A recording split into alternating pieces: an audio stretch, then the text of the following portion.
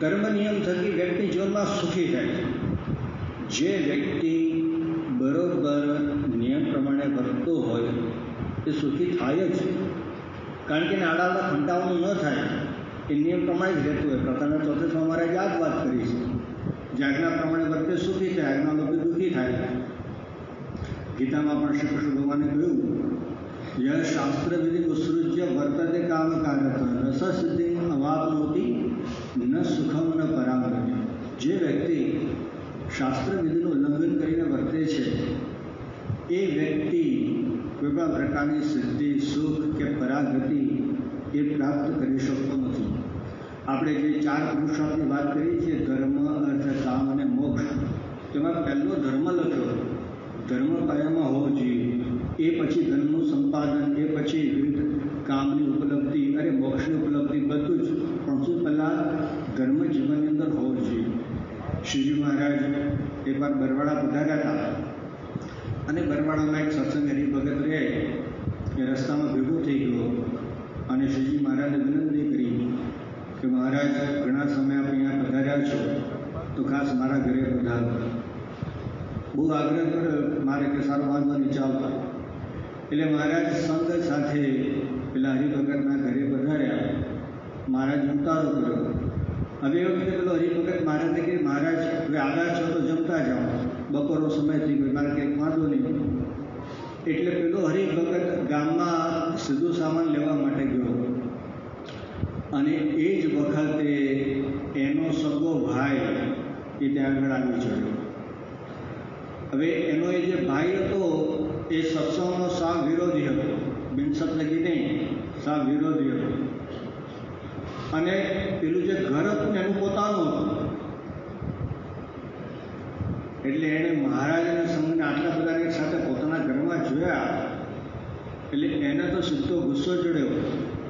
આને સીધું એણે પૂછ્યું, કોને પૂછીને આ ઘરમાં ગયા?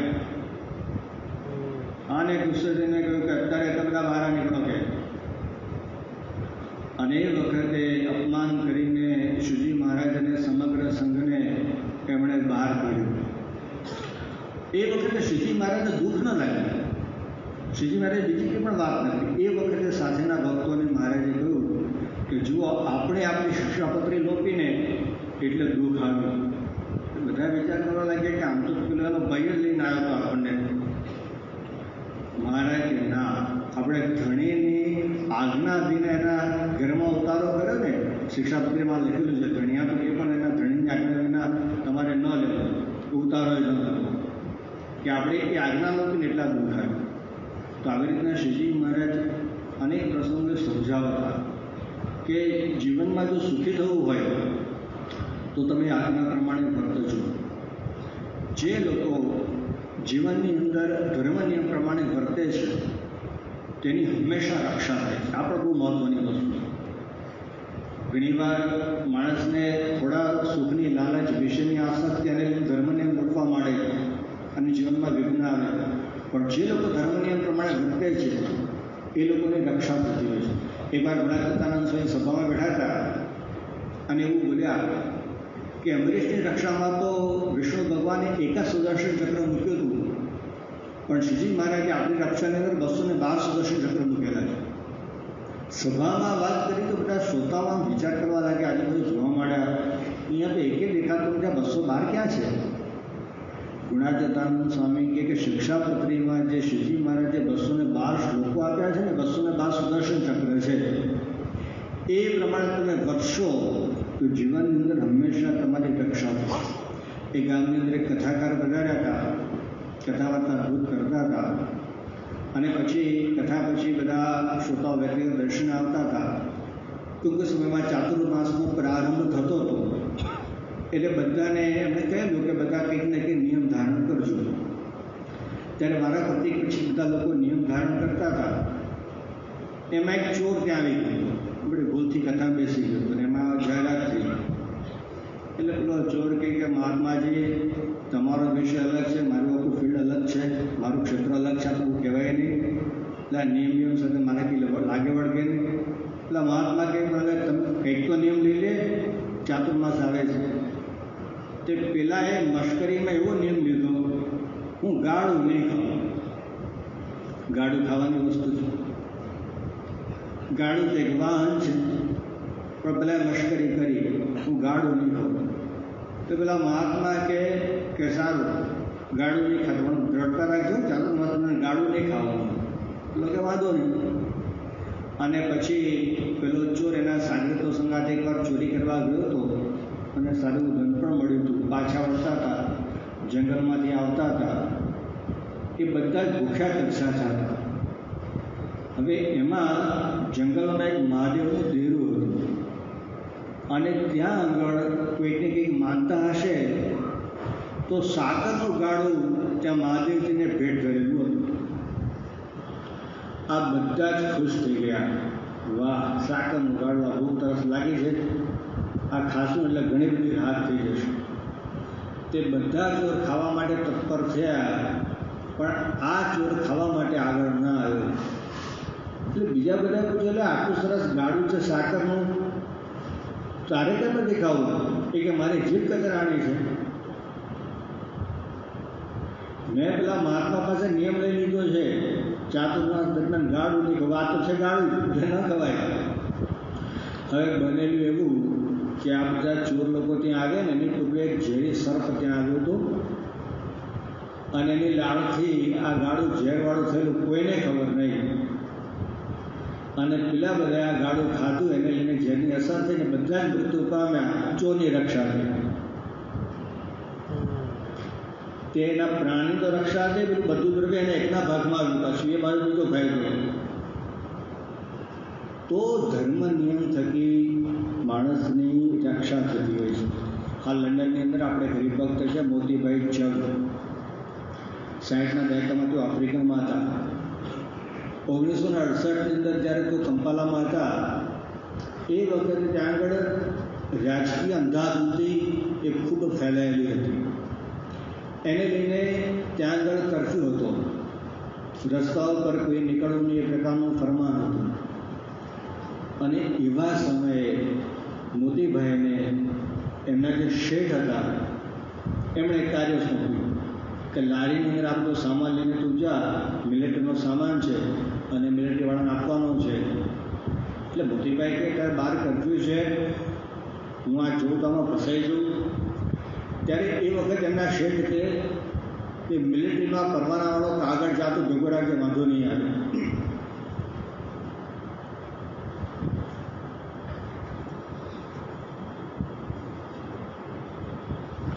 એટલે પછી મોતીભાઈને જો વાંધો નહીં, એમણે પરવાનાવાળો કાગળ ભેગો રાખ્યો અને પછી લારીમાં સામાન લાદીને નીકળ્યા. 4 મજૂર ભેગા રાખ્યા લારી ખેંચવા માટે. અને પછી એ લોકો જતા હતા, તેમાં ખરેખર રસ્તામાં બધા મિલિટરીવાળા માણસો તો ગયેલા જ હતા. અને એ બધાએ રોક્યા, સામાન ચેક કર્યો. હવે સામાનમાં શું હતું તો કોથળા ને સોયો ને આવી બધી વસ્તુઓ, ચાકુ પિસ્તોલ કાપવા માટે. તો પેલા લોકોને શંકા કે આ તો આતંકવાદી કૃત્યવાળો લાગે છે. તે પહેલાં મજૂરોને પૂછ્યું કે ભાઈ આ બધું તમે ક્યાં લઈ જાઓ છો? અમે તો રેલવે લઈ જઈએ, અમને કંઈ ખબર નથી બીજી કંઈ કોને આપવાનું શું છે. તે પેલા સૈનિકો હતા એમણે મોતીભાઈને પકડ્યા. મોતીભાઈને ખબર હતી કોને આપવાનું, કારણ કે પેલા ચિઠ્ઠીના ચાકર હતા. તે પેલા મજૂરોને છોડી દીધા, પણ મોતીભાઈને પકડીને એમનું જે ઓફિસ હતું ત્યાં આગળ લઈ ગયા. ત્યાં આગળ જેટલો અમલદાર હતો એને તો આદેશ આપ્યો શૂટ કરવા ગયા, ઉડાડી દો. તે છાતીએ બધું મુકાઈ પણ ગઈ હતી. પણ એ વખતે બીજો એક ઉપરી અમલદાર જે અંદર જમતો હતો એને સમાચાર મળ્યા. એણે એવું કીધું કે વેઇટ કરો, હું જમીના ઉપર પછી ફાયર કરું. તો વળી એટલો સમયે આમને વળી રાહત થઈ ગઈ. મોતીભાઈ તો મનમાં પોતાના ગુરુ શાસ્ત્રીજી માને યાદ કરતા હતા, કારણ કે શાસ્ત્રીમાં જ એમને કહ્યું હતું કે સંકટ આવે ને મને યાદ કરજે. અને પછી પેલો ઉપરી અમલદાર એ જમીને બહાર આવ્યો અને મોતીભાઈના કપાળમાં જોયું ને તો તિલક ચાંદલો જોયો. અને એ વખતે પેલા અમલદારને, આ તો આફ્રિકામાં અમલદાર છે, એને તિલક ચાંદલાનો મિનિંગ શું ખબર હોય, પણ એને એટલી ખબર પડી કે આ વ્યક્તિ તો સારો વ્યક્તિ છે, ધર્મમાં આસ્થાવાળો, ઈશ્વરમાં શ્રદ્ધાવાળો વ્યક્તિ છે, કારણ કે એના કપાળમાં તિલક ચાંદલો છે. માટે આ કંઈ ખોટું ન કરે. બોલો. અને એ વખતે એણે પોતાના માણસોને આદેશ કર્યો કે આના છોડી ધોલ કપાટ થઈને છોડી દો, આને બીજું કંઈ કરશો નહીં. એક તિલક ચાલા થકી અને મોતીભાઈની એ વખતે રક્ષા થઈ. તો જ્યારે આપણે ધર્મ નિયમ પ્રમાણે વર્તીએ છીએ ત્યારે આપણી રક્ષા પણ એ થતી હોય છે. જ્યારે ભગવાન રામ વન તરફ પ્રયાણ કરતા હતા એ વખતે માતા કૌશલ્યાએ એને આશીર્વાદ આપતા એવું કહેલું, યંતમ પાલય છે ધર્મ વૃત્યા ચ નિયમેન ચ સવય રાઘવ શાર્દુલ ધર્મસ્વામી રક્ષે. હે રાઘવ, હે રામ, વૃત્તિ અને નિયમ થકી જે ધર્મનું તું પાલન કરે છે ને એ ધર્મનું પાલન તમારી રક્ષા કરો. એ જ ધર્મ એ તમારી રક્ષા કરો. જે લોકોમાં પ્રસિદ્ધ વાક્ય છે, ધર્મો રક્ષાથી રક્ષિત. રક્ષાનો ધર્મ છે એ આપણી એ રક્ષા કરે છે. ધર્મ નિયમના પાલન થકી આપણે જીવનની અંદર ભગવાન અને સંતનો આપણા ગુરુનો રાજીપો પ્રાપ્ત કરી શકીએ છીએ. આ પણ બહુ મોટી ઉપલબ્ધિ છે ધર્મ નિયમ થકી. પુરુષોત્તમ પ્રકાશની અંદર વિષ્ણુ સ્વામી લખે છે, ધર્મ અમને છે બહુ વાલો રે, એમાં કહે છે ધર્મનો લાલો રે, ધર્મ વાળા સાથે હેત મારે રે, એમાં વાલો કહે વારે વારે રે. શ્રીજી મહારાજ પોતે કહે છે કે ધર્મ અમને છે બહુ વાલો રે, એમ કહે છે ધર્મનો લાલો રે. ધર્મનો લાલો એવા શ્રીજી મહારાજ પોતે કહે છે, ધર્મવાળા સાથે હેત મારે રે, એમ વાલો કહે વારે વારે રે. વારંવાર તેઓ કહે છે કે ધર્મવાળા સાથે મારી હેત છે. અને તેના પહેલાં વચનામૃતની અંદર શ્રીજી મહારાજે બધા હરિભક્તો સંતોને આજ્ઞા કરી કે અમે તમને જે આ શિક્ષાપત્રી આપી છે તો એ શિક્ષાપત્રનો નિત્ય પાઠ કરવો, પાઠ કરવાનું અનુકૂળ ના આવે તો શ્રવણ કરવું, અને શ્રવણ કરવાનું યોગ ના આવે તો છેવટે પૂજાએ કરજો. આ મહારાજે સભામાં વાત કરી. પછી મહારાજ કહે કે ચલો આમાં કોણ પણ આ નિયમ ધારણ કરવા તૈયાર થાય છે. તો સભામાં બધા તૈયારી બતાવી કે આ મહારાજ અમે આ પ્રમાણે કરશું. તો મહારાજ એટલા બધા રાજી થયા કે ત્યાં આગળ સભામાં જેટલી પણ સાધુ બ્રહ્મચારી હતા બધાને મળ્યા, કહેતા કે ભેટ્યા, અને જેટલા કંઈ પણ સત્સંગી હરિભક્તો હતા એ બધાના છાતીમાં ચરણા રૂંધાવ્યા. હજુ તો માત્ર બધાએ કંઈ તૈયારી બતાવી કે મહારાજ અમે આ નિયમ પાળવા માટે તૈયાર થઈએ છીએ. આટલી તૈયારીમાં જો આટલો રાજીપો બતાવે તો જો ધર્મ નિયમ પ્રમાણે કોઈ વર્તે તેની પર કેટલો બધો રાજીપો થાય. યોગીજી મહારાજ 1970 સાલની અંદર લંડન પધારેલા હતા અને એ વખતે યોગી બાપાની પાછલી અવસ્થા, સ્વાસ્થ્ય એટલું બધું સારું ન રહે એટલે નક્કી હતું કે યોગીજી મહારાજ તો હરિભક્તોના ઘરે પધરામણી કરવાની છે. એવે વખતે એક નવીનભાઈ સ્વામિનારાયણ નામના હરિભગત ત્યાં આગળ આવ્યા. તો યોગીજી મહારાજે સામેથી એમને એવું કહ્યું કે મારે તમારા ઘરે પધરામણી આવવું છે. એટલે બધાએ વાત કરી. નવીનભાઈએ પોતે પણ કહ્યું કે બાપા મારો જરાય આગ્રહ નથી, આપનું તબિયત નાદુરસ્ત છે.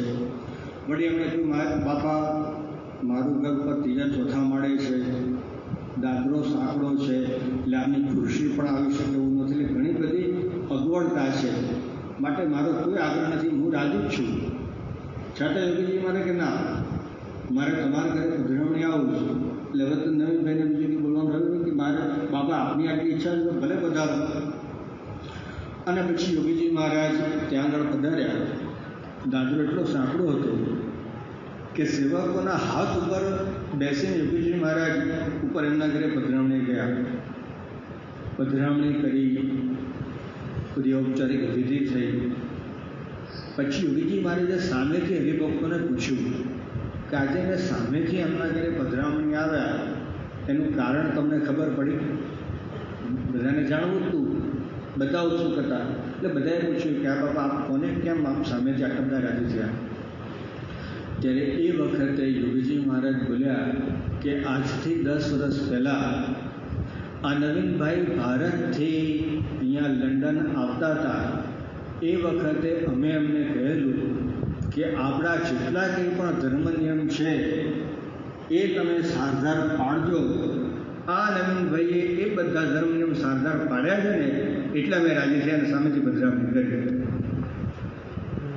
તો જ્યારે આપણે ધર્મ નિયમ પ્રમાણે વર્તીએ છીએ ત્યારે આપણા ઈષ્ટદેવ અને ગુરુ પણ એ પ્રસન્ન થતા હોય છે અને આ ધર્મ નિયમ થકી સત્સંગમાં આપણી સ્થિરતા રહે છે. જ્યારે વ્યક્તિના જીવનમાં ધર્મ નિયમ મોડા પડે છે પછી સત્સંગમાંથીના પાયા છે ને હચમચવા માંડે છે, ડગવા માંડે છે. 64 પદીમાં નિષ્ણાંત સાહેબ અદ્ભુત વર્ણન કર્યું છે. જેમ મહાજળમાં મગર સાગર સૌને રાખે રે, નાના મોટા કરી રહે ઘર, કોઈને ન કાઢી નાખે રે, પણ જ્યાં લગી જીવ હોય ત્યાં લગી તેમાં રહે રે, વણ જીવે રહે નહીં કોઈ, લેર દૂર નાખી રહે રે, હરિજનનું જીવન છે ધર્મ, પોતે પોતાનું પાડે રે, તજે નહીં ભજે પરબ્રહ્મ, તો રહે તેમાં સદા કાઢે રે, વણ જીવે હોય નહીં વાસ, સત્સંગ સંધુમાં રે, કરવો નિષ્કુળાનંદ તપાસ, કહ્યું નથી કુડું કાંઈ રે. આ એક પદ મેં તમારી આગળ રજૂ કર્યું. આ પદની અંદર એટલું અદ્ભુત નિરૂપણ છે, આપણે સમજાઈ જાય કે વ્યક્તિ જો ધર્મ નિયમમાં રહે તો સલામત છે સત્સંગમાં. ઉદાહરણ આપે છે મહાજળ કહેવાય સમુદ્રનું. સમુદ્રની અંદર નાના મોટા અનેક પ્રકારના જીવો રહે છે. સમુદ્ર કોઈને કાઢી નાખતો નથી, બધા રહે, નાના મોટા તમામ. પણ સમુદ્ર ક્યારે કાઢી નાખે? જ્યારે એની અંદર જીવ ન હોય, લહેર દૂર નાખી દે. જ્યારે જીવ વગરનો એ પ્રાણી થાય ત્યારે સમુદ્રને બહાર કાઢી નાખે છે. આ ઉદાહરણ આપીને નિષ્ણાંત સ્વામી કહે છે કે હરિજનનું જીવન છે ધર્મ, પોતે પોતાનો પાડે. દરેકના જે પણ ધર્મ છે એનું જીવન છે ત્યાં સુધી સત્સંગરૂપી સમુદ્રમાં સલામત છે. જ્યારે ધર્મના અંદર ફાંકા પડ્યા પછી એ વ્યક્તિના પાયા હચમચવા માંડે. તો આ રીતના સત્સંગ દીક્ષા ગ્રંથમાં હંસજી મહારાજ પહેલી વાત આપણને આ સમજાવે છે કે જીવનમ ઉન્નતમ યાતિ, ધર્મ નિયમના પાલનથી જીવનની અંદર ઉન્નતિ પ્રાપ્ત થાય છે. બીજી વાત કરે છે અન્યશ્ચાત સદાચાર પાલન પ્રેરિત હોય. બીજી વ્યક્તિ પણ આપણા ધર્મ નિયમના પાલનથી પ્રેરિત થાય છે અને સત્સંગ થાય છે. અન્યશ્ચાત, ચાહે બહારનો કોઈ પણ હોય, ચાહે તમારા પરિવારનો હોય કે તમારી ઓફિસનો વ્યક્તિ હોય કે કોઈ પણ વ્યક્તિ હોય, તમારા જીવનમાં ધર્મ નિયમ આવે તો બીજી વ્યક્તિને એની અસર થાય છે. વર્તન બોલે છે, આપણું વર્તન, આપણું જીવન, એનો પ્રભાવ બીજા ઉપર પડે છે. એક સુવાક્ય એવું અદ્ભુત છે, એમાં એવું કહ્યું છે તમે જે છો એ એટલું જોરશોરથી પોકારી રહ્યું છે કે તમે જે બોલો છો મને સંભળાતું નથી. ફરી વાત કરું છું, તમે જે છો તે એટલું જોરશોરથી પોકારી રહ્યું છે કે તમે જે બોલો છો મને સંભળાતું નથી. મતલબ વ્યક્તિ ગમે તો બકવાસ કરતું હોય, એનું જે વર્તન છે ને એ જ વધારે અસર કરતું હોય છે. મહંત સ્વામી મહારાજે જ્યારે દીક્ષા લીધી હતી એ વખતે પ્રારંભના સમયમાં યોગીજી મહારાજે એકવાર એમને પૂછ્યું કે બાપા હવે મેં આ સાધુ થયા એટલે કથા વાર્તા કરવી પડે, તો અમારે કયા ગ્રંથોનું વાંચન કરવું? કથા વાર્તાના કરવાના એક ઉદ્દેશ તેમણે આ પ્રશ્ન પૂછ્યો, કયા ગ્રંથોનું વાંચન કરવું? એમના આશ્ચર્ય વચ્ચે મહંસજી મહારાજે, યોગીજી મહારાજે મહંસજી મહારાજને એવી આજ્ઞા કરી, ગુરુ સ્ત્રી ધનનો ત્યાગ જીવમાંથી રાખજો. પ્રશ્ન શું પૂછાયો છે? અમારે કયા ગ્રંથોનું વાંચન કરવું? યોગીજી મહારાજ શું બોલ્યા? સ્ત્રી ધનનો ત્યાગ જીવમાંથી રાખજો. મહંસજી મહારાજે ખુદ અમને અનેક વાર આ પ્રસંગ એ કીધેલું છે, એટલે એમનો પ્રિય પ્રસંગ છે. અમેરિકામાં આપણે ગરીબ ભક્ત રહે છે શ્રીમંતભાઈ વાણિયા, ન્યૂ જર્સીમાં રહે છે.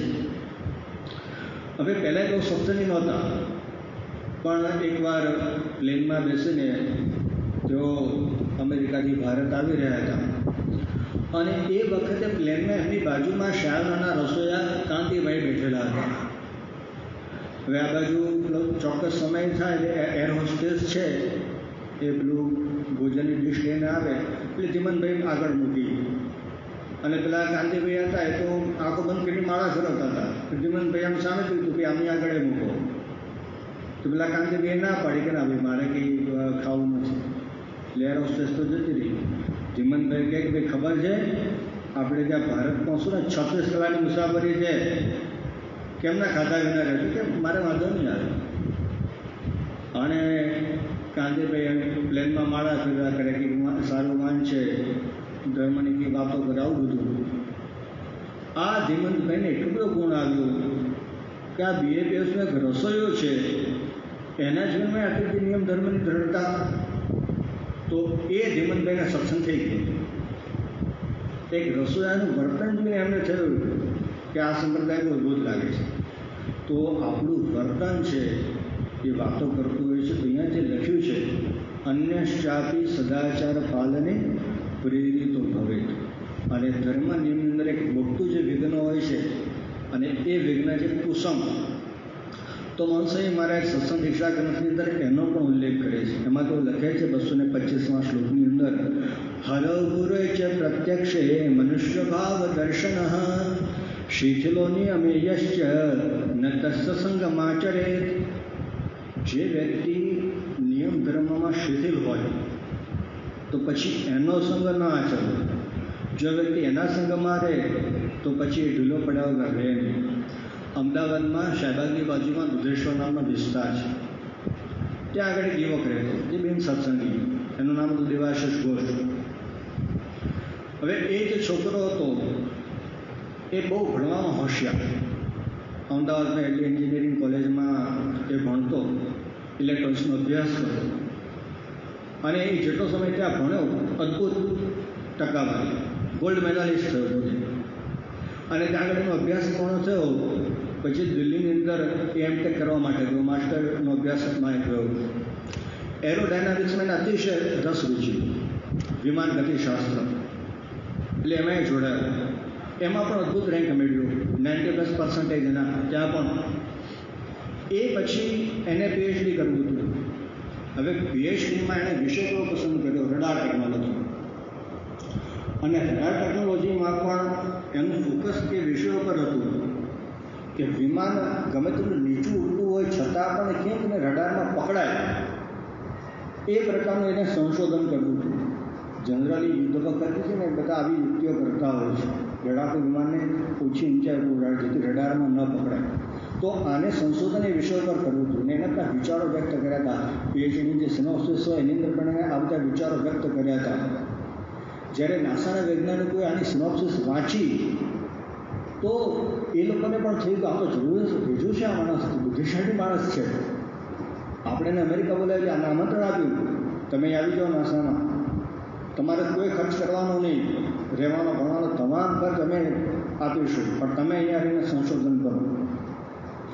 પણ આ દેવાશિષ એટલો બધો અસ્મિતાવાળો એ કે નહીં, મારી બુદ્ધિશક્તિ મારા દેશ માટે વપરાશે, મારે નથી આવતું. એને ઓફર ઠુકરાવી દીધી અને એ પ્રમાણે જોડાઈ ગયો. જો કાર્ય ચાલતું હતું એક વિઘ્ન આવ્યું. વિઘ્ન કયું? કુસંગનું વિઘ્ન. સંગમાં એને કંઈ જાણતું ન રહ્યું અને એવા ખરાબ મિત્રોની સોબતે ચડી ગયો જે લોકો વ્યસની હતા. શરૂઆતમાં નાના વ્યસનો વળગ્યા, તમાકુ, દારૂ વગેરે, અને પછી એ મિત્રો એવા હતા કે આને ડ્રગ્સના રવાડે ચડાવી દીધો. અનેક વાર ટક્સિન જંગલમાં ફસાય પછી એમાંથી બહાર નીકળવું અતિશય અઘરું હતો, અશક્ય. પછી તો આને એમાંથી જ કાઢી મૂક્યો કે ભાઈ તું હવે અહીંયા નહીં ચાલે. એટલું નહીં, એના જેટલા સર્ટિફિકેટ હતા એની પર લાલ શેરો વાગી ગયો અને એવો સિક્કો વાગી ગયો કે આ વ્યક્તિ એને કોઈએ આ સર્ટિફિકેટના આધારે નોકરી આપવી નહીં, અને જો આને નોકરી આપશે તો ભારત સરકારનું ગુનેગાર કહેવાશે. તો કોણ હિંમત કરે? તો બધું જ ધૂળ સમાન થઈ ગયું અને બધા વિસ્તરાપટલા સાથે ભારત આવી ગયો, અરે અમદાવાદ આવી ગયો. અને પછી અમદાવાદની અંદર એ કાપડની મિલમાં મજૂરી કરતો. એટલા માટે અહીંયા આ ગ્રંથમાં મહંત સ્વામી મહારાજ દર્શાવે છે કે ધર્મ નિયમમાં સલામત રહેવું હોય તો કુસંગ થકી પણ ચેતવતા રહેજો. અને આપણા માટે સત્પુરુષ છે એ જ આપણા ધર્મ નિયમને પુષ્ટ કરનારા છે. તારીખ 18 મોટા આશીર્વાદ છે. તો આ રીતના આજે આપણે સત્સંગ દીક્ષા ગ્રંથને આધારે સ્વધર્મ નિષ્ઠાની વાતો કરી. હવે આવતીકાલે સત્સંગ દીક્ષા ગ્રંથને આધારે આપણે સર્વ નિષ્ઠાની વાતો કરી નિરૂપાયેલી છે એ વાતો સાંભળીશું. શ્રી સ્વામિનારાયણ ભગવાનની